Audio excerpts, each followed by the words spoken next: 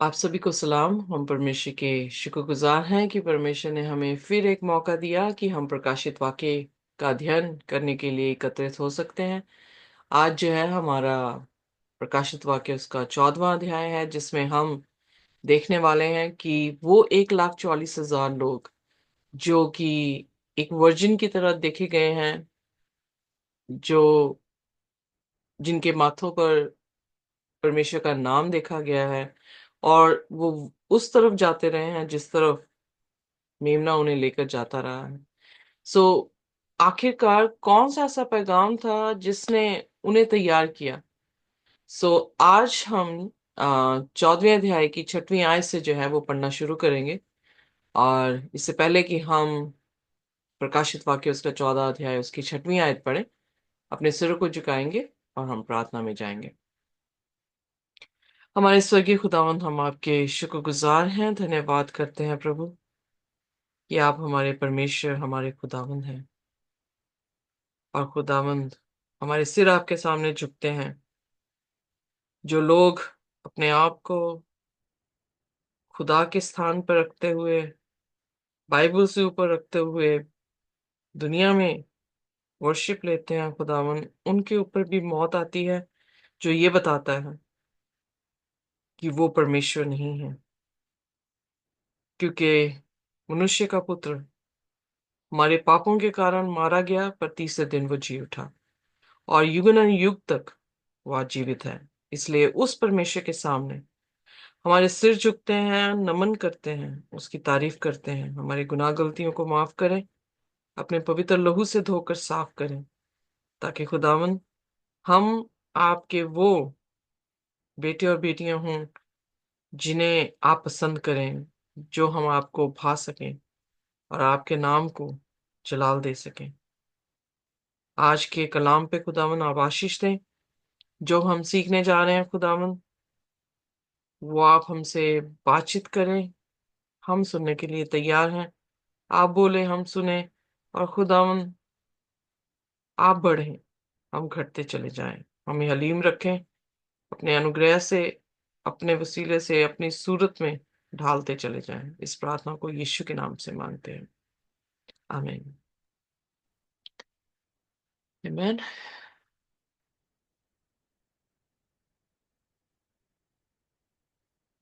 आइए, प्रकाशित वाक्य उसका 14 अध्याय और उसका 6वां वचन जो है हम पढ़ेंगे।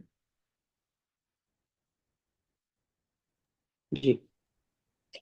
फिर मैंने एक और स्वर्गदूत को आकाश के बीच में उड़ते हुए देखा, जिसके पास पृथ्वी पर के रहने वालों की हर एक जाति और कुल और भाषा और लोगों को सुनाने के लिए सनातन सुसमाचार था। तो यहाँ पर हम देखते हैं कि उसने परमेश्वर का दूत देखा। दूत जो कि मैसेंजर के रूप में हम देखते हैं। खुदा ने अपने दासों को हमेशा अपना मैसेंजर बनाया है। जब हम प्रकाशित वाक्य पहले अध्याय में और उसकी पहली 3 आयतों को जब हम पढ़ते हैं, तो वहां पर जिक्र आता है कि किस तरह से चेन ऑफ कमांड है कि पिता से यीशु के पास, यीशु से फरिश्तों के पास सुसमाचार आता है, और फिर सुसमाचार फरिश्तों के जरिए से इंसानों को दिया जाता है, और इंसानों के जरिए से यानी नबियों के जरिए से पूरी जमात की के पास जो है ये कलाम जो है वो पहुंचता है। वैसे ही है कि अंत के दिनों में भी खुदावन यीशु मसीह, क्योंकि प्रकाशित वाक्य यीशु मसीह का मैसेज है, और फरिश्तों के जरिए से जो है वो यूहन्ना जो कि नबी है उस तक जो है वो पहुंच रहा है। और उसने क्या देखा आसमान में? उसने जो है 3 फरिश्तों को सनातन सुसमाचार को प्रोक्लेम करते हुए, बताते हुए पूरी धरती पर देखा। और वो सिर्फ एक भाषा में नहीं था, बल्कि हर एक भाषा में, हर एक राज्य में, और हर एक तरह के इंसान के बीच में जो है वो दिया गया। कहने का अर्थ है कि ये वो समय को दिखा रहा है जिस समय में खुदा का कलाम जो है वो मल्टी लैंग्वेजेस में जो है वो सुनाया जाएगा। और हर देश के, हर रूप का इंसान, हर कास्ट का इंसान, हर नेशन का इंसान, प्रत्येक इंसान, दूसरे शब्दों में प्रत्येक इंसान के पास उसकी भाषा में ही जो है वो सुसमाचार पहुंचाया जाएगा। क्या आज वो समय नहीं है कि जिसमें खुदा का कलाम जो है वो हर भाषा में सुनाया जा रहा है? कोई भी ऐसी भाषा नहीं है जिसमें कलाम जो है वो नहीं सुनाया जा रहा। अगर अंग्रेजी भी है तो उसको भी जो है पंजाबी में अनुवाद करके जो है वो बताया जा रहा है। सो परफेक्ट है कि ये अंत के समय के दौरान की जो है वो प्रोफेसी है, क्योंकि ये 1,44,000 लोगों को, जो कि अंत के समय के लोग हैं, उनकी प्रिपरेशन के बारे में, कौन सा मैसेज उनके पास पहुंचा है उसके बारे में जो है यहाँ पर जिक्र करता है। और ये सनातन सुसमाचार कौन सा है? सनातन जो कभी खत्म होने वाला नहीं है, जो कभी मरने वाला नहीं है, जो कभी पैरिश होने वाला ना हो, उसको जो है, या कभी बदलने वाला गॉस्पेल है, उसके बारे में जो है वो बता रहा है। आइए देखते हैं पहला कुरिन्थियन उसका 15 अध्याय और उसकी पहली 4 आयतें। पहला कुरिन्थियन उसका 15 अध्याय और उसकी पहली 4 आयतें। जी। हे भाइयों, अब मैं तुम्हें वही सुसमाचार बताता हूँ जो पहले सुना चुका हूँ, जिसे तुमने अंगीकार भी किया था और जिसमें तुम स्थिर भी हो। उसी के द्वारा तुम्हारा उद्धार भी होता है। और उस सुसमाचार को जो मैंने तुम्हें सुनाया था स्मरण रखते हो, नहीं तो तुम्हारा विश्वास करना व्यर्थ है। इसी कारण मैंने सबसे पहले तुम्हें वही बात पहुंचा दी जो मुझे पहुंची थी, कि पवित्र शास्त्र के वचन के अनुसार यीशु मसीह हमारे पापों के लिए मर गया और गाड़ा गया, और पवित्र शास्त्र के अनुसार तीसरे दिन जी उठा। तो प्रेज द लॉर्ड, आमेन। यहाँ पर पौलुस जो है वो एक ऐसे गॉस्पल के बारे में बात कर रहा है जिस गॉस्पल का कोर सेंटर यीशु मसीह, उसका मरना, उसका दफन होना और उसका जलाए जाना जो है वो दिखाया गया है।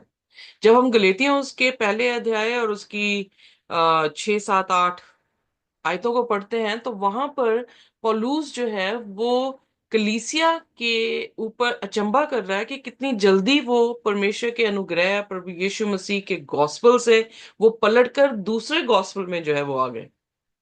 सो वहां पर भी उसने यही बात कही कि और कोई गॉस्पल ही नहीं है, एक ही गॉस्पल है, एक ही मसीह है। रोमियो उसके पहले अध्याय में वो कह रहा है कि तुम किस तरह से डिवाइड कर सकते हो चर्च को? क्यों कुछ लोग ये कह रहे हैं कि हम कैफा के हैं, कुछ कह रहे हैं हम पौलुस के हैं, कुछ कह रहे हैं हम मसीह के हैं। क्या पौलुस आपके लिए मरा है? नहीं, एक ही गॉस्पल है। गॉस्पल यानी एक ही उस राजा की जो आने वाला है उसका सुसमाचार है। और वो सुसमाचार किसी और का नहीं, किसी इंसान का नहीं, वो उस परमेश्वर के मेमने का, उस पिता के बेटे का है, जो मरा, गाड़ा गया और तीसरे दिन जी उठा। कौन सा ऐसा राजा हुआ है धरती पर जो मरकर फिर जी उठा? कोई भी ऐसा नहीं। सो गॉस्पल चेंज हो ही नहीं सकता, क्योंकि गॉस्पल जो है वो एक ऐसे राजा के ऊपर आधारित है जो सल्तनत करने के लिए आ रहा है, जिसकी सल्तनत कभी बदलेगी नहीं, कभी डिस्ट्रॉय नहीं होगी। और उसकी सल्तनत की फाउंडेशन क्या है? कि वो मरा, गाड़ा गया और तीसरे दिन जी उठा। वो जीवता परमेश्वर है जो युग न युग तक जीवित रहेगा। आज के दिन पूरी दुनिया जो है वो पोप फ्रांसिस के लिए अफसोस कर रही है। पोप फ्रांसिस, जिसे अधिकार दिया गया है, पापेसी ने अधिकार दिया गया है कि वो परमेश्वर का पुत्र है, वो जमीन पर खुदावन यीशु मसीह है, पर वो भी जीवित नहीं रह पाए। उनका भी मरना हुआ। और वो, अगर हम 3 दिन इंतजार भी करेंगे तब भी वो जीवित नहीं होंगे। सो एक ही गॉस्पेल है दुनिया में, एक ही परमेश्वर का पुत्र है, और वो कोई और नहीं, प्रभु यीशु मसीह है। क्योंकि उन्हीं के पास ये फीचर है कि वो क्या हुए, मरे, गाड़े गए और तीसरे दिन जी उठे। सो इसलिए उस खुदा के जुबान से जो कलाम आया है वो क्या है, स्थाई है। वही सनातन सुसमाचार है। आमेन। Amen. वही एक ऐसा सुसमाचार है जो कभी बदलेगा नहीं। सो इसलिए इंसानों पर, घोड़ों पर, रथों पर विश्वास करना व्यर्थ है। एक ही पे विश्वास कर सकते हैं जिसके पास, क्या कहते हैं, मृत्यु की, अधोलोक की पूंजियां हैं, और वो प्रभु यीशु नासरी। आमीन। सो आइए अब हम देखेंगे कि वो तीन फरिश्ते जब इस दुनिया में पैगाम लेकर आए हैं, जो पैगाम सनातन, परमेश्वर का सनातन प्रचार है, सनातन कलाम है, तो उन्होंने क्या बोला। सो पहले फरिश्ते ने जब बोलना शुरू किया तो क्या बोलते हैं, आइए देखते हैं। प्रकाशित वाक्य उसका 14 अध्याय और उसका 7वां वचन। जी। उसकी उसने बड़े शब्द से कहा, परमेश्वर से डरो और उसकी महिमा करो, क्योंकि उसके न्याय करने का समय आ पहुंचा है। और उसका भजन करो, जिसने स्वर्ग और पृथ्वी और समुद्र और जल के सोते बनाए। आमीन। सो पहले फरिश्ते ने क्या पैगाम किया। पहले फरिश्ते का पैगाम क्या था, खुदा से डरो। वेल, मैं इसके बारे में थोड़ा सा देखने लगी। इवन जो सबसे वाइजेस्ट किंग रहा है दुनिया में, जिसे खुदा ने बड़ी बुद्धि दी है, जब हम उसके लिखे हुए वचन, उस आत्मा के जरिए से लिखा गया हुआ जो वचन उसके जरिए से है, वो सबोपदेशक उसका 12 अध्याय और उसकी 13 और 14 आयत है। और उसमें जो है सुलेमान बहुत खूबसूरती से लिखता है कि सभी चीजों का कंक्लूजन क्या है। आइए देखें हिंदी में। सॉरी।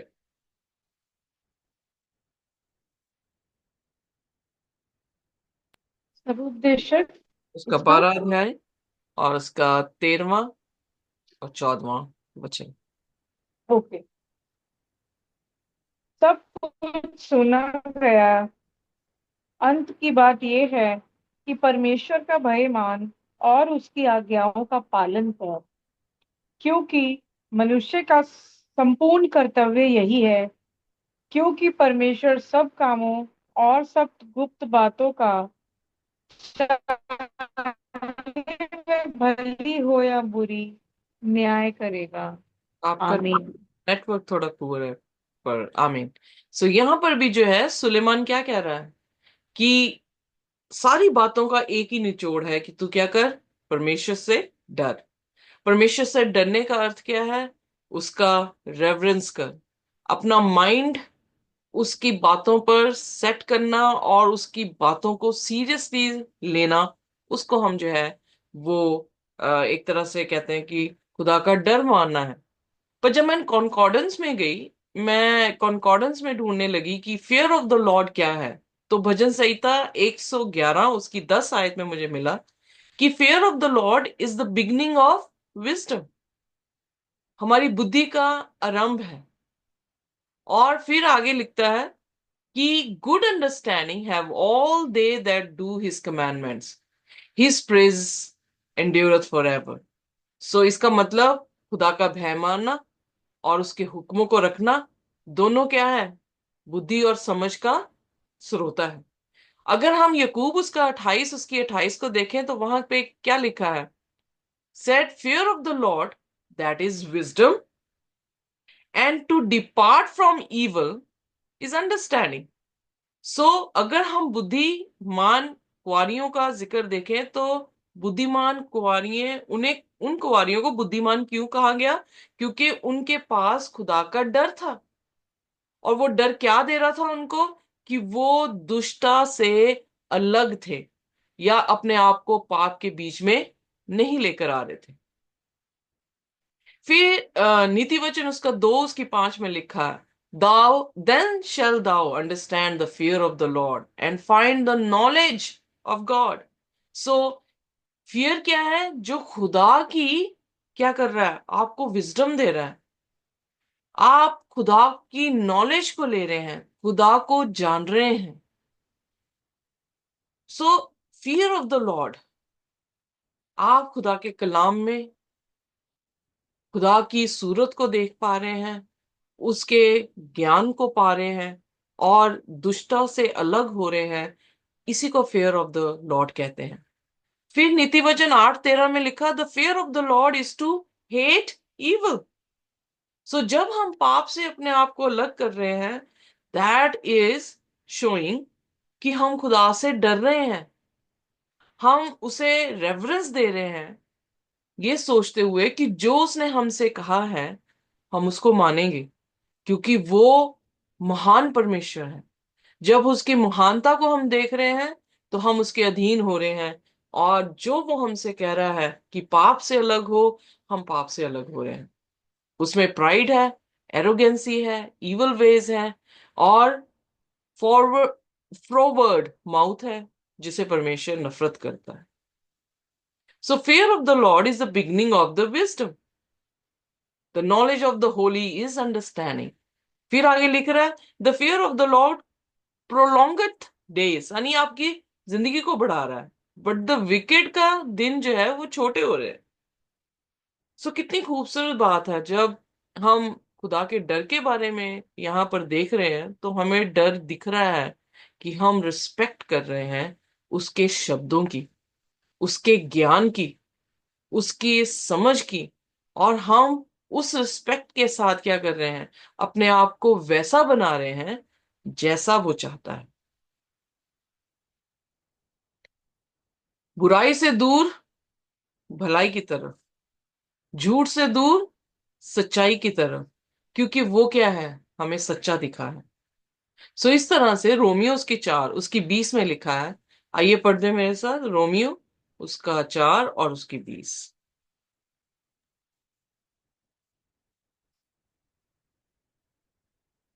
रोमियो 4 उसकी 20 आयत। ठीक है।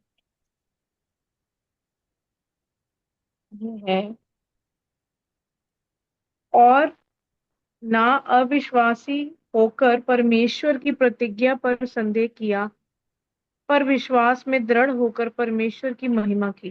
आमेन। सो यहाँ पर महिमा जो है वो तभी हो पाएगी जब तक हमारे बीच में खुदा का डर नहीं आता।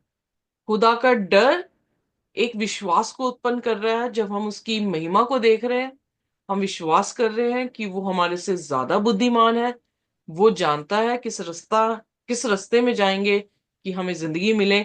जब विश्वास कर रहे हैं, स्ट्रॉन्ग विश्वास में है, तो हम किसको महिमा दे रहे हैं, हम परमेश्वर को महिमा दे रहे हैं। तो उसने क्या कहा, fear God and give glory to him. So जैसे यकूब उसके 2 उसकी 26 में हमने देखा कि विश्वास बिना कार्य क्या है, मुर्दा है। उसी तरह से जब निचोड़ सुलेमान दे रहा है तो वो क्या कह रहा है, परमेश्वर से डरो और उसके हुक्मों की फरमानी करो। सो हुक्म के फरमान को मानना हमारे कामों को जो है वो दिखाता है। सो महिमा देना, जो कुछ तुम खाओ, जो कुछ तुम पियो, जो कुछ भी तुम करते हो, किसकी महिमा के लिए करो, खुदा की महिमा के लिए करो। सो पौलुस जो है इस चीज को बड़ी अच्छी तरह से हमारे सामने एक्सप्लेन करता है, 1 कुरिन्थियों के 10 उसकी 31 आयत में। सो इसका मतलब हम परमेश्वर को जब देखना शुरू करते हैं, उसको देखना और उसके बीच में उस रेफरेंस को लेकर आना और अपने आप को पाप से अलग करना, जब रोज हम हमारा रोजाना ये हैबिट बनना शुरू होता है, तो वो क्या कर रहा है, परमेश्वर को महिमा दे रहा है। परमेश्वर पर्सनैलिटी को फॉर्म कर रहा है। परमेश्वर उस पर्सनैलिटी से एक करेक्टर को फॉर्म कर रहा है, जो करेक्टर किसका है, सॉरी, जो करेक्टर यीशु मसीह का है, खुदा का है। या खुदा का है। सो हम उसके स्वरूप में जो है वो क्या हो रहे हैं, ढल रहे हैं। सो इसलिए वो कह रहा है कि उसने बड़ी ऊंची आवाज से कहा, यानी ये प्रचार बड़ी ऊंची आवाज से, बुलंद आवाज से किया जाएगा, सारी दुनिया के हर एक भाषा के पास जाएगा कि खुदा से डरो और उसकी महिमा करो, क्योंकि उसके न्याय का समय आ पहुंचा है। सो उसके न्याय का समय आ पहुंचा है। 1844 के बाद ये कलाम जो है वो क्या हुआ, फैलना शुरू हुआ कि खुदा अपने न्याय के तख्त पर है। आज हमें पहुंचा है पर 1844 से जो लोग जीवित रहे हैं उनको ये कलाम जो है वो सुनाया गया है। और उस जजमेंट के में हम ये देख रहे हैं कि अपनी जजमेंट सीट में वो क्या देख रहा है कि क्या ये लोग मेरा भय कर रहे हैं, क्या ये लोग अपने खाने पीने में, अपने काम करने में मुझे महिमा दे रहे हैं, क्या ये लोग मेरी उपासना कर रहे हैं। तीसरी चीज क्या लिखी है, worship him that made heaven and earth and the sea and the fountains of the waters. So यहां पर खुदा ने जो है वो डिस्टिंक्ट कलाम जो है वो लोगों के बीच में फैलाया है, या खुदा के दासों ने जो है ये कलाम दिया है कि जो ये पॉइंट आउट करता है कि क्रिएशन स्टोरी को देखते हुए सिर्फ एक ही है जिसने अपने शब्दों से सारी सृष्टि की जो है वो रचना की है, और वो किसी और का नाम नहीं है। इसीलिए पौलुस बार बार कुलसियों में भी इब्रानियों में भी हम देखते हैं कि वो ये दिखा रहा है कि सारी सृष्टि की रचना किसके जरिए से हुई है, प्रभु यीशु मसीह के जरिए से हुई है। और यूहन्ना एक उसकी एक में जो वचन था आदि में, वो परमेश्वर के साथ था, वचन परमेश्वर था और वो ही वचन देहधारी हुआ। सो बार बार गॉस्पल में, लेटर्स में, एपिस्टल्स की लेटर्स में देखते हैं कि वो ये हमें बताने की कोशिश कर रहे हैं कि प्रभु यीशु मसीह ही क्रिएटर है, खुदा का कलाम ही एविडेंस है उसकी जुबान का। और उसके अलावा अगर कोई भी अपनी तरफ से गॉस्पल दे तो गलातियों उसके पहले अध्याय में उसके 9वें वचन 6 7 8 वचन में वो साफ कह रहा है कि इवन एंजल भी आकर इस गॉस्पल से हटकर तुम्हें प्रचार करे तो उस पे भी क्या हो, शराब पड़े। सो क्रिएटर वर्सेस क्रिएशन, क्योंकि हमने 13 अध्याय में, प्रकाशित वाक्य 13 अध्याय में हमने एक ऐसे बीस्ट को उदय हुए देखा है, एक ऐसे नेशन को उदय होते देख रहे हैं जो नेशन अपनी वर्शिप करवाने की जो है बुलाहट दे रहा है। बट जो खुदा के लोग हैं, जो उसकी कौम है, उस कौम के लोगों ने किसको राजा बनाया है, इंसान को नहीं बल्कि खुदावन यीशु मसीह को। सो जब हम डिट्रोनॉमी व्यवस्था विवरण उसका 8 और उसका 19 वचन पढ़ते हैं तो वहां पर परमेश्वर का वचन क्या कहता है, ये देखिए पढ़ते हैं। जी। यदि तू अपने परमेश्वर यहोवा को भूलकर दूसरे देवताओं के पीछे हो लेगा और उनकी उपासना और उनको दंडवत करेगा, तो मैं आज तुझको चिता देता हूँ कि तू निसंदेह नष्ट हो जाएगा। सो यहाँ पर परमेश्वर ने अपने दास मूसा के जरिए से लगभग यहाँ से 4000 साल पहले देखें, 35 या 4000 साल, ये कलाम जो है अपनी जाति के पास पहुंचा दिया कि जो कोई परमेश्वर को छोड़कर किसी और देवता को बनाकर उसकी उपासना करता है तो निश्चय है कि वो मर जाएगा। बट अगर हम प्रकाशित वाक्य 13 अध्याय में देखते हैं कि वो बीस्ट जो अपना मार्क लगा रहा है वो भी यही कह रहा है कि अगर मुझे छोड़ किसी और की उपासना की तो तुम्हें क्या कर दिया जाएगा, मार दिया जाएगा। तो फिर डिफरेंस क्या है? जी। डिफरेंस ये है जो मती उसके 10 उसके 28 में हमें देखने को मिला है। यीशु मसीह ने कहा, do not be afraid of those who kill the body. या उनसे मत डरो जो सिर्फ तुम्हारी देह को मार सकते हैं पर तुम्हारी रूह को नहीं मार सकते।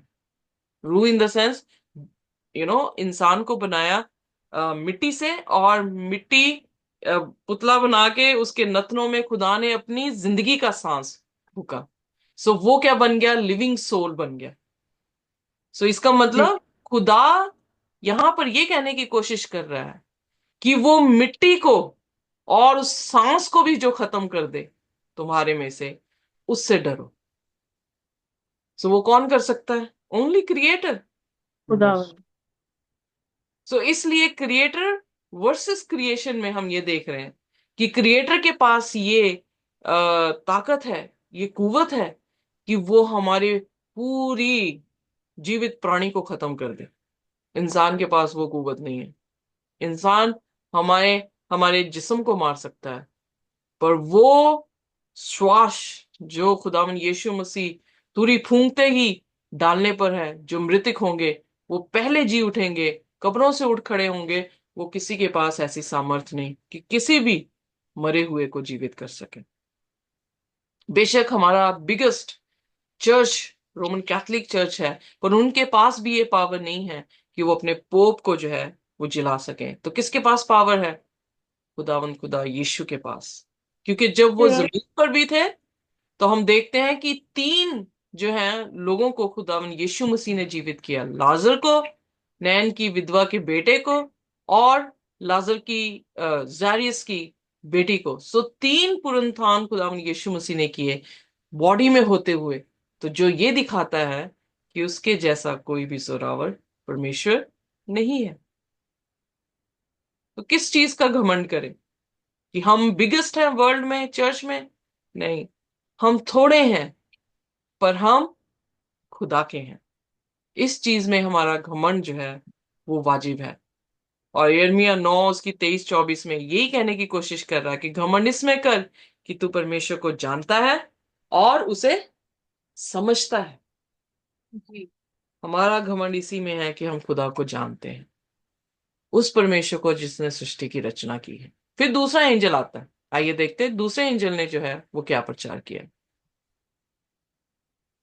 जी। फिर इसके बाद एक और दूसरा स्वर्गदूत यह कहता हुआ आया, गिर पड़ा वह बड़ा बेबीलोन, गिर पड़ा जिसने अपने व्यभिचार की कोप में मदिरा सारे जातियों को पिलाई है। ओके, सो यहां पर जो शब्द आया है बाबुल, बाबुल गिर पड़ा। वो ग्रेट सिटी जिसने नेशंस को क्या किया है, यानी राज्यों को। नेशंस शब्द को मैंने हाईलाइट इसलिए किया है क्योंकि हम अपनी लेसन स्टडी में भी सीख रहे हैं। द नेशन पार्ट 1 हम सीख चुके हैं, अब नेशन पार्ट 2 सीखेंगे।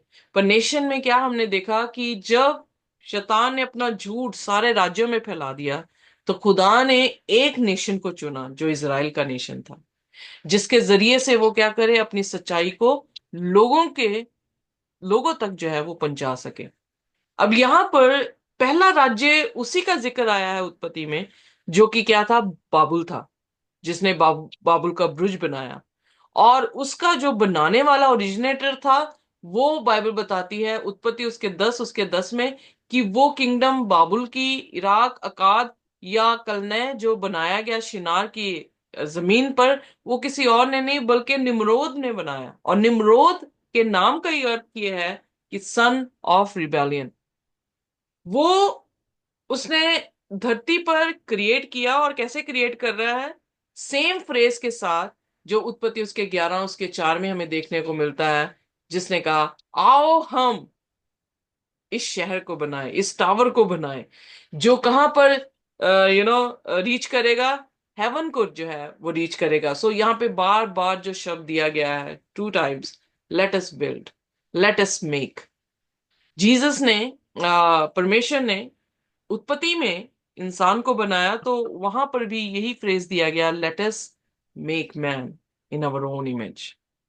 सो यहाँ पर जो उत्पत्ति 5 उसकी 2 में हम देखते हैं कि पाप के कारण इमेज जो थी वो डिस्टॉर्टेड हो गई।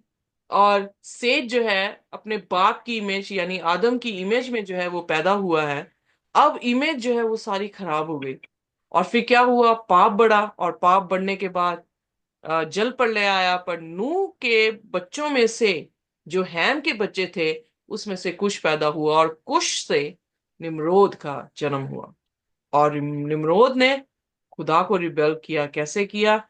उसने अपने आप को खुदा की जगह में रखकर कहा कि आओ हम इस शहर को, इस ब्रुज को बनाएं, जो ब्रुज किससे बातें करे? हवा से बातें बातें करे। पर खुदा ने क्या किया?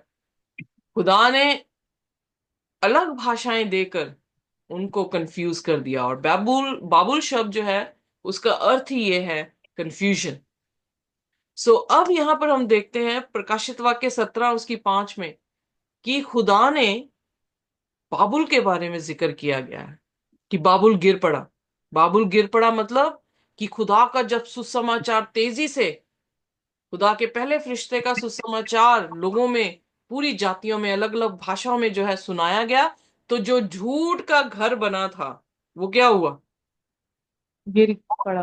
गिर गया। जितना मर्जी झूठ को सच के कपड़े डलवा के आप बाजार में भेज दें, लोग फिर भी क्या देखते हैं? झूठ ने सच के कपड़े पाए डाले हुए हैं। पर अगर सच नंगा भी हो, उसे फिर भी क्या कहा जाएगा? ये सच है। सो जैसे ही सच है। सच का कलाम फैलेगा, बाइबल की प्रोफेसी के अनुसार क्या हो रहा है? बाबुल, वो बड़ा बाबुल। और फिर प्रकाशित वाक्य 17 उसकी 5 में क्या कह रहा है? आइए देखें। मैं सब पढ़ दें।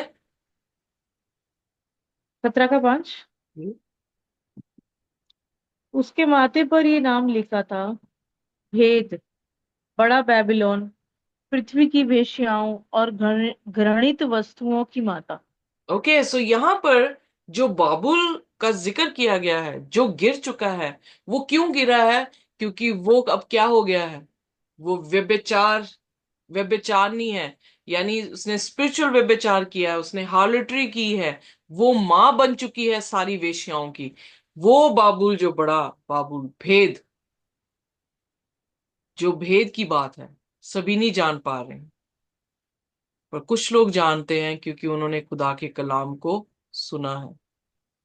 और फिर तीसरी आयत में जब हम देखते हैं, तो एक औरत को उस पशु के ऊपर बैठे हुए देखा है। आइए देखते हैं, पढ़ते हैं मेरे साथ। 17 का 3। तब वह मुझे आत्मा में जंगल को ले गया, और मैंने लाल रंग के पशु पर, जो निंदा के नामों से भरा हुआ था, और जिसके माथे और जिसके 7 सिर और 10 सींग थे, एक स्त्री के एक स्त्री को बैठे हुए देखा। और यहां पर जो है वो बाबुल कौन है? स्त्री किसको दिखाती है? चर्च को दिखाती है। चर्च बीस्ट के ऊपर बैठा हुआ है। वो बीस्ट कौन है? एक नेशन है। सो नेशन के ऊपर चर्च बैठा हुआ है। और ये भेद की बात है कि लोग सोचते हैं कि खुदा का घर है, पर वो किसका घर बन गया है? डाकुओं का, डाकुओं की खो बन गया है। इसीलिए यीशु मसीह जब इस धरती पर थे तो उन्होंने क्या किया? मंदिर को साफ किया। और उन्होंने क्या कहा? ये मेरे पिता का दुआ का घर है, तुमने इसको क्या बना दिया है? डाकुओं की डाकुओं खो। की खो बना दिया है। सो डाकू कौन है? शैतान है। यीशु मसीह ने कहा यूहन्ना 10:10 में कि चोर क्या करने आता है? चोरी करने, घात मारने के लिए आता है, पर मैं इसलिए आया हूं ताकि तुम जिंदगी पाओ, और बहुतायत की जिंदगी पाओ। सो इसलिए डाकू या चोर कौन हुआ? शैतान हुआ। यीशु मसीह अपना आ, काम बता रहे हैं कि वो जिंदगी देने के लिए आए, पर मारने के लिए कौन आ रहा है? बाबुल, वो जी। चर्च जो डाकू की खो बन चुका है। सो उसने उस औरत को जो है संतों के लहू से पिया हुआ, भरा हुआ प्याला उसके हाथों में देखा। ये पढ़ते हैं उसके 6वें वचन में। मैंने उस स्त्री को पवित्र लोगों का लहू और यीशु के गवाहों का लहू पीने से मतवाली देखा। उसे देखकर मैं चकित हो गया। ओके, सो यहां पर उसने क्या देखा? कि वो औरत ने किसका लहू पी रही है? जितने लोग शहीद हुए प्रभु यीशु मसीह के, या उसके लिए मारे गए, उन संतों के लहू को जो है वो पी रही थी। और इस बात से जो वो क्या हुआ? चकित हुआ। सो एक ऐसी कलीसिया है जो कि डाकुओं की खो बनी है, यानी उसके पीछे पावर शैतान की है, जो संतों को मारती रही है। वो वही छोटा सा सींग है जो दानियल उसके 7 अध्याय में जो है हमारे सामने दिखाया गया है।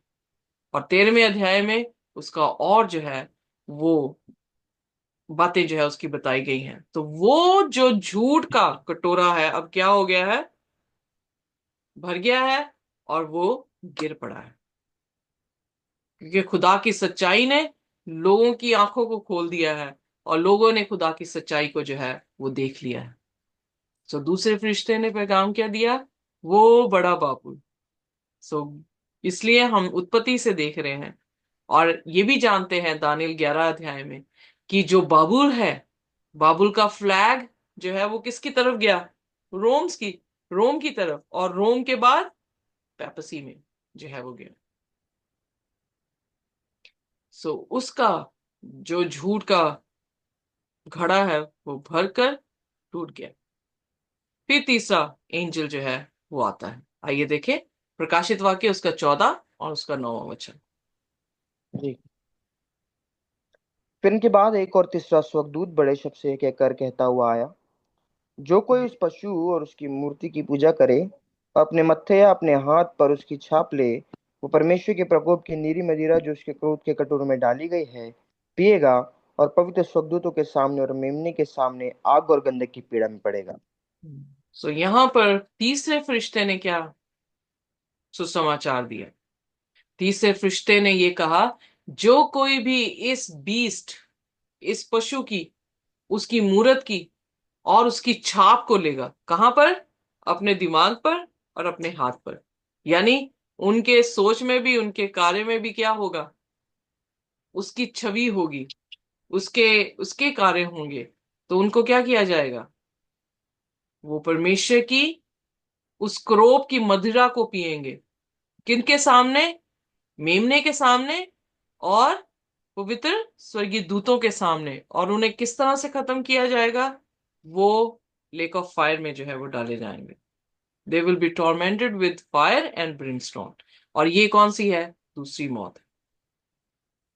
सो इसका मतलब, जो खुदा के कलाम के अनुसार परमेश्वर को छोड़कर इस इस कलीसिया को, जो डाकुओं की खो बन चुका है, अगर उसकी शिक्षा के सामने अपने माथों को टेकेंगे, उसके साथ हामी भरेंगे, उसके जैसे काम करेंगे, वह परमेश्वर की नजरों में बिल्कुल भी क्या? पवित्र नहीं कहलाए जाएंगे। सो इसलिए इससे पहले कि वो अपना डिसीजन बनाए, उनका ये जानना जरूरी है। उस जानने के लिए परमेश्वर ने अपने स्वर्गीय दूत भेजे, अपने लोगों को भेजा, जो जाके क्या करेंगे? सुसमाचार सुनाएंगे, ताकि लोग अपना निर्णय बना लें। वो लोग भी जो जेन्युइन है पर उन्हें मालूम नहीं है, तो जब उन्हें पता लगे तो वो अपने स्टैंड में खड़े हो जाएं कि हमने प्रभु यीशु मसीह के लिए अपनी जानें जो है कुर्बान करनी है। सो वो कटोरा जो है, वो कौन सा कटोरा है? 7 प्लेग्स का कटोरा है। और उसके बाद हम देखते हैं, मिलेनियम के बाद जो आग और गंधक से उनकी मौत है, वो प्रकाशित वाक्य उसके 20 अध्याय उसके 14वें आयत में हमें जो है वो देखने को मिलती है। सो आइए पढ़ दें प्रकाशित वाक्य 20 और उसका 14वां वचन। जी। मृत्यु और आधुलोक आग की झील में डाले गए। ये आग की झील दूसरी मृत्यु है। ओके, सो यहाँ पर जो आग की झील है वो कौन सी है? दूसरी मृत्यु है। और दूसरी मृत्यु दूसरी कब हो मृत्यु। रही है? जब दूसरा पुनरुत्थान हो रहा है। यू नो पहले पहले रेजरेक्शन में जो उठ रहे हैं वो धन्य हैं, जब आप प्रकाशित वाक्य उसका 20 अध्याय पढ़ते हैं, क्योंकि वो स्वर्ग की बादशाहत में उठा लिए जाएंगे। और जो दूसरी रेजरेक्शन हो रही है मिलेनियम के बाद, उसमें क्या हो रहा है? उसमें दूसरी मृत्यु आ रही है। और वो मृत्यु क्या है? अधोलोक की मृत्यु है। वो आग और गंधक की मृत्यु है।